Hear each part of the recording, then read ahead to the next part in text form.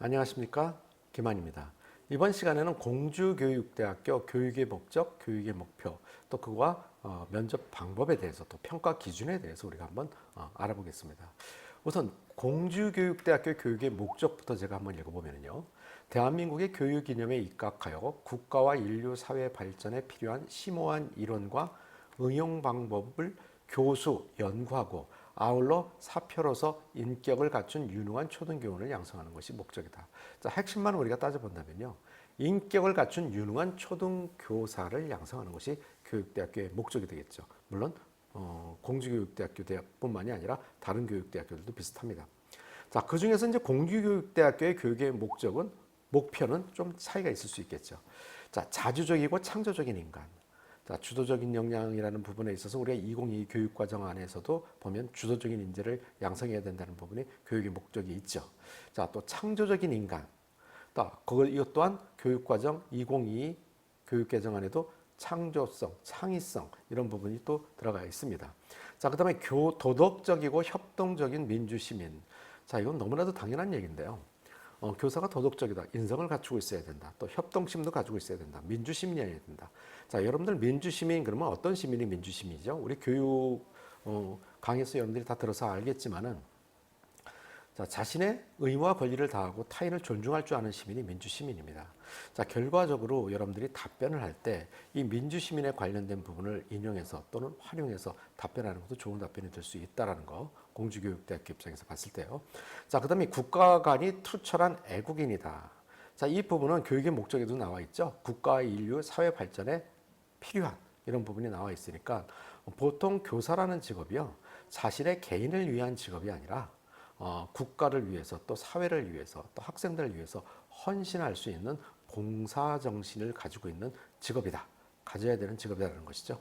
자, 이런 부분들 여러분들 한번 생각해 보시고요. 자, 그 다음에 이제 교직 전문성과 사명감을 지닌 교사다. 자, 교직 전문성 당연히 갖고 있어야 되겠죠. 그래서 우리가 적성 부분에 대해서 평가를 하게 되는 것이죠. 자, 그 다음에 사명감이라는 것은 여러분들이 교사로서의 사명감, 여러분들은 교육관 또는 교사상 하나씩 다 가지고 있을 거예요. 이 부분이 정말 나는 어떤 사명감을 가지고 학생들을 교육할 것이냐. 이것이 답변하는 부분에 있어서 배어 있는지 아니면 입에서만 얘기하는 것인지 이 부분에 대해서 여러분들이 잘 생각해보고 이거에 맞춰서 답변을 한다면 또 여러분들이 답변을 할 때 나는 이렇게 얘기를 할 거야 라는 부분보다는요. 여러분들이 그냥 교사 마인드 안에 교직 사명감을 가지고 있다고 한다면 그걸 맞추지 않아도 저절로 그런 내용의 이야기가 나오게 될 것입니다. 자, 그런 부분에 있어서 여러분들이 교직 마인드를 먼저 심기 바라고요.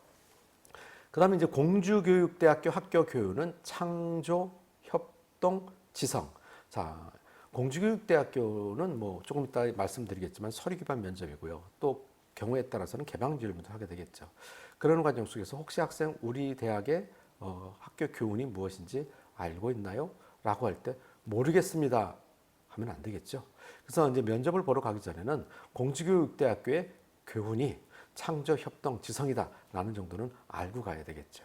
이 이외에도 면접을 보러 가기 전에는 공주교육대학교 홈페이지 들어가서 여러분들이 공주교육대학교의 동아리는 어떤 것이 있고 또 교육은 또 어떤 식으로 시키고 있는지 또 이런 것들도 여러분들이 한번 살펴보는 것도 좋은 면접을 하는 데 도움이 될 것입니다. 자, 그 다음에 자, 그렇다면 공주교육대학교 면접 방식은 여러분들이 다 알고 있는 것처럼 서류 기반 면접이다. 다 알고 있죠. 10분 동안 면접을 보게 되고요. 이제 평가자는 2인 이상의 면접위원이다라고 하다 보니까 두 분이 또 면접관이 두 분일 수도 있고 세 분일 수도 있다라고 여러분들이 생각하시면 되고요. 서류 기반이라는 것은 생활기록부를 기반으로 하고요. 일반적으로 여러분들이 제출한 서류, 물론 생활기록부 이외에 다른 서류를 제출한 학생들도 있겠죠. 전형에 따라서 또 학생의 특성에 따라서 자, 그런 경우에는 그것까지도 공부를 해둬야 되겠지만 우리가 일반적으로는 생활기록부에 대한 것을 우리가 꼼꼼하게 공부를 해둬야 되겠죠. 여러분들이 생활기록부 면접 그러면은 이거 뭐 나의 생활기록부인데 이 부분이 뭐 질문에 대해서 답변을 못할 게 있겠어 라고 생각할 수 있습니다. 하지만 주 질문이 있고 꼬리 질문이 있고 확장 질문이 있다는 점에서 여러분들이 꼬리 질문 부분에서 예상치 못했던 질문이 나오는데 라는 이야기를 하는 학생들이 많이 있습니다. 또 확장 질문을 할 경우에 이 부분은 내가 공부를 해두질 않았었네 라는 부분에 있어서도 여러분들이 생각을 해두실 필요가 있어요. 이런 부분이 서류 기반 면접에서도 어려운 부분입니다. 우리가 일반적으로 생각을 한다면 서류 기반 면접 그러면 여러분들이 제출한 서류가 1단계에서 선별하는 과정 속에서 이것이 사실인지를 확인하는 서류의 사실 여부를 확인하는 부분도 있지만 이 소재, 서류라는 생활기록부를 소재로 해서 여러분들의 인성과 적성, 또 발전 가능성 이런 것들을 또 지적 역량 이런 것들을 평가하는 것이거든요. 자, 그렇다고 한다면은 평가 영역에는 어떤 것들이 있는지 한번 보면은요. 자, 지적 역량, 인성 역량, 교직 역량, 의사소통 및 태도. 자, 여러분들이 의사소통 및 태도 그래서 모든 면접에서는 이런 부분을 안 볼 수가 없어요. 보통 10%에서 20% 정도 평가가 되겠죠. 태도 부분에서도. 자, 이런 부분을 여러분들이 태도가 근데 나쁘게 태도를 하는 학생들은 없지만 우리가 자세 부분에서 바른 자세, 기만 컨설팅 모토에서 보면은 바른 자세에서 정선된 언어 질문의 적합화를 통해서 또 대화하듯이 이야기한다 이렇게 이야기를 했는데요. 여기서 말하는 바른 자세가 여러분들이 배운 것 이외에도 또 교육받은 거 있지 않습니까? 자, 이런 부분들 한번 잘 생각해 보시기 바라고요. 자, 그렇다면 지적 역량이라고 하는 것은 고등학교 재학 기간 중간에 기울인 학업 역량의 실천 사례. 실제로 이 학생이 학업 역량에 얼마나 노력을 했는지 그리고 그게 사실인가라는 걸 확인하는 것이겠죠. 그다음에 대학 진학후 학업 수행 계획. 자, 이런 부분에서 우리가 보통 마지막으로 하고 싶은 얘기 있으면 해보아라라고 할 때 우리가 공부 어떻게 했습니까? 일단 답변하지 못한 게 있으면 보충 설명을 하고 보충 설명할 것이 없다라고 했을 때는 준비해온 것을 이야기하게 되는데 이 준비해온 것은 보통 그 대학에서만 할 수 있는 어떤 계획을 얘기하는 것이 좋다라고 이야기를 했었죠. 자, 공주교육대학에서 마지막으로 하고 싶은 얘기 있으면 해봐라고 할 때 계획을 얘기하는 것도 좋은 답변이 될 수 있다는 거 잊지 말으시고요. 자, 그다음에 인성 역량 부분에 있어서는요. 뭐 모든 대학에서 인성을 갖춘 교사를 예비 교사를 되려는 학생들을 선발한다는 것은 당연하겠죠. 교직 수행 중에서 요구되는 인성 역량, 인성을 함양한다. 여러분들 인성 그러면 스스로 인성을 갖추고 있다고 생각하지 저는 인성이 갖춰 있지 않다고 생각하는 학생은 단 한 명도 없을 것입니다. 그래서 우리가 수업 시간에도 얘기했었죠. 인성이라고 한다면 요약해 본다면 정직, 배려, 책임감을 가지고 있는 사람이 인성을 갖춘 사람이다. 자, 특히 책임감을 강조합니다. 저는. 자, 그다음에 이제 고교 재학 중에 인성 역량 실천 사례라고 하는 것은 실제로 여러분들의 생활기록부에서 남을 배려했다든지 아니면 또 다른 사람들의 입장에서 봉사를 또 그 배려하기 위해서 또 봉사를 했다든지 이런 부분에서 인성을 확인할 수 있는 실천 사례에 대해서 질문을 받게 될 거예요.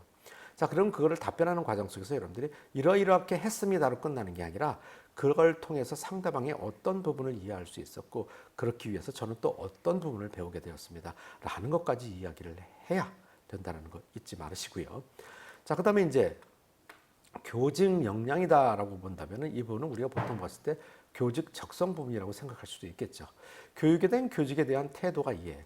여러분들이 교사라고 한다면 어떤 자질을 갖추고 있어야 되는지 또 어떤 역량을 갖추고 있어야 되는지 자, 이런 것들에서 본인이 생각하는 본인이 갖추고 있는 교질의 자질과 역량 본인에게 부족한 교사의 자질과 역량 이런 부분들을 생각해서 답변을 준비하면 좋은 답변이 될 수 있을 것이고요. 그 다음에 교직에 대한 열의와 고교 재학 중의 노력 역시 마찬가지죠. 교사가 되기 위해서 나는 어떤 노력을 했는지 자, 공주교육대학교 면접을 보러 가는 학생 반드시 준비해가지고 가셔야 될 것입니다. 교사가 되기 위해서 나는 어떤 노력을 했는지 여러분들 이미 많이 연습을 해보았을 거예요. 자, 이 부분이 평가자 입장에서 공감할 수 있는 답변이라면 더 좋은 답변이 될 수 있겠죠. 자, 그 다음에 의사소통 능력과 태도, 명확한 내용 전달력, 면접 태도와 예절. 면접 태도와 예절은 인성에도 적합하게 관여되는 부분이지만 명확한 내용을 전달. 자, 우리 공부할 때 어떻게 했습니까? 5단 구성을 통한 스토리텔링을 통해서 이야기를 한다면 짧은 시간에 명확하고 내가 하고 싶은 얘기를 제대로 논리적으로 전달할 수 있다라는 이야기 했었죠.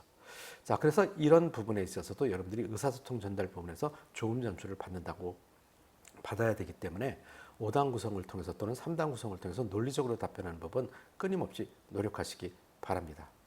자, 지금까지 제가 말씀드린 부분들을 유념해서 또 공주교육대학교에 적합한 부분에 대해서 어떤 부분이 또 공주교육대학교에 맞는 부분인지 홈페이지에서 확인을 해 보시고, 자, 이런 것까지 유념을 해서 자신의 생활기록부를 끊임없이 공부해서 예상 문제를 만들어서 답변을 연습한다면 좋은 결과 있을 것이라고 생각합니다.